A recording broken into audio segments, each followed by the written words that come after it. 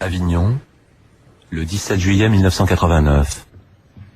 Antoine Vitez lit le discours sur le colonialisme de Aimé Césaire. Discours sur le colonialisme, 1955. Une civilisation qui s'avère incapable de résoudre les problèmes que suscite son fonctionnement est une civilisation décadente. Une civilisation qui choisit de fermer les yeux à ses problèmes les plus cruciaux est une civilisation atteinte. Une civilisation qui ruse avec ses principes est une civilisation moribonde. Le fait est que la civilisation dite européenne, la civilisation occidentale, telle que l'ont façonné 2 siècles de régime bourgeois, est incapable de résoudre les 2 problèmes majeurs auxquels son existence a donné naissance, le problème du prolétariat et le problème colonial. Que, déférée à la barre de la raison, comme à la barre de la conscience, cette Europe-là est impuissante à se justifier et que, de plus en plus, elle se réfugie dans une hypocrisie d'autant plus odieuse qu'elle a de moins en moins de chances de tromper. L'Europe est indéfendable. Il paraît que c'est la constatation que se confient tout bas les stratèges américains. En soi, cela n'est pas grave. Le grave est que l'Europe est moralement, spirituellement indéfendable. Et aujourd'hui, il se trouve que ce ne sont pas seulement les masses européennes qui incriminent, mais que l'acte d'accusation est proféré sur le plan mondial par des dizaines et des dizaines de millions d'hommes qui, du fond de l'esclavage, s'érigent en juges.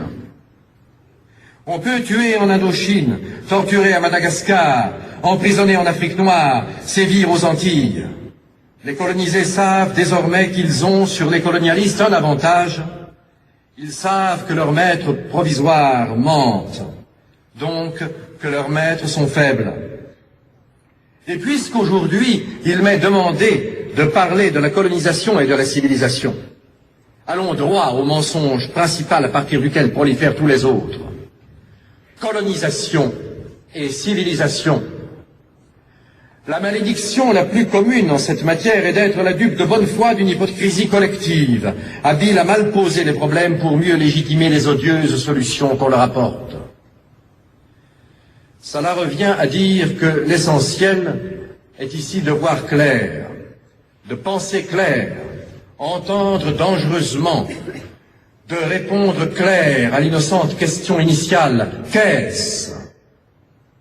en son principe que la colonisation, de convenir de ce qu'elle n'est point, ni évangélisation, ni entreprise philanthropique, ni volonté de reculer les frontières de l'ignorance, de la maladie, de la tyrannie, ni élargissement de Dieu, ni extension du droit, d'admettre une fois pour toutes, sans volonté de broncher aux conséquences, que le geste décisif est ici de l'aventurier et du pirate, de l'épicier en grand et de l'armateur, du chercheur d'or et du marchand, de l'appétit et de la force, avec, derrière, l'ombre portée, maléfique, d'une forme de civilisation qui, à un moment de son histoire, se constate obligée, de façon interne, d'étendre à l'échelle mondiale la concurrence de ses économies antagonistes.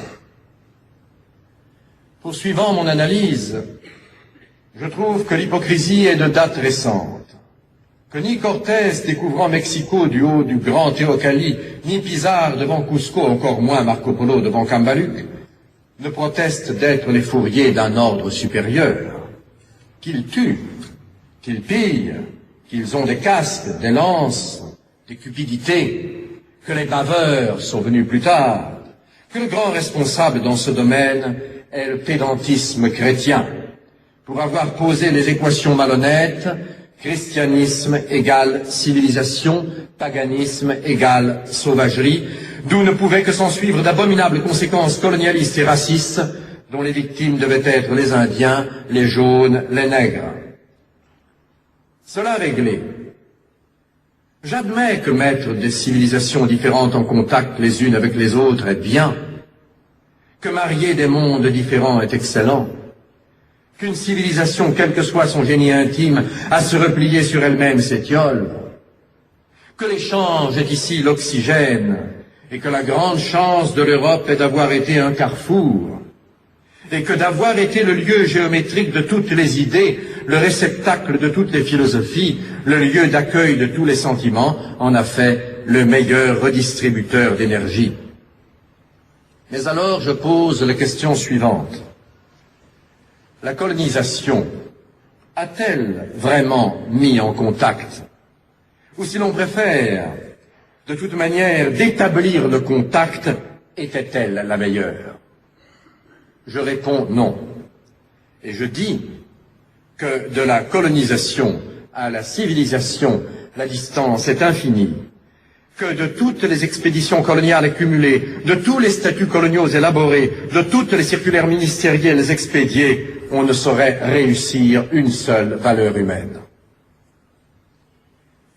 Il faudrait d'abord étudier comment la colonisation travaille à déciviliser le colonisateur, à l'abrutir au sens propre du mot, à le dégrader, à le réveiller aux instincts enfouis, à la convoitise, à la violence, à la haine raciale, au relativisme moral, et montrer que chaque fois qu'il y a au Vietnam une tête coupée et un œil crevé et qu'en France on accepte, une fillette violée et qu'en France on accepte, un malgache supplicié et qu'en France on accepte, il y a un acquis de la civilisation qui pèse de son poids mort, une régression universelle qui s'opère, une gangrène qui s'installe, un foyer d'infection qui s'étend, et qu'au bout de tous ces traités violés, de tous ces mensonges propagés, de toutes ces expéditions punitives tolérées, de tous ces prisonniers ficelés et interrogés, de tous ces patriotes torturés, au bout de cet orgueil racial encouragé, de cette jactance étalée, il y a le poison instillé dans les veines de l'Europe et le progrès lent, mais sûr, de l'ensauvagement du continent. Et alors, un beau jour, la bourgeoisie est réveillée par un formidable choc en retour. Les Gestapo s'affairent, les prisons s'emplissent, les tortionnaires inventent, raffinent, discutent autour des chevalets. On s'étonne, on s'indigne, on dit comme c'est curieux, mais bah c'est le nazisme, ça passera. Et on attend, et on espère, et on se tait à soi-même la vérité que c'est une barbarie, mais la barbarie suprême, celle qui couronne, celle qui résume la quotidienneté des barbaries, que c'est du nazisme, oui, mais qu'avant d'en être la victime, on en a été le complice, que ce nazisme-là, on l'a supporté avant de le subir, on l'a absous, on a fermé l'œil dessus, on l'a légitimé, parce que, jusque-là, il ne s'était appliqué qu'à des peuples non européens, que ce nazisme-là, on l'a cultivé, on en est responsable, et qu'il sourd, qu'il perce, qu'il goûte, avant de l'engloutir dans ses eaux rougies, de toutes les fissures de la civilisation occidentale et chrétienne.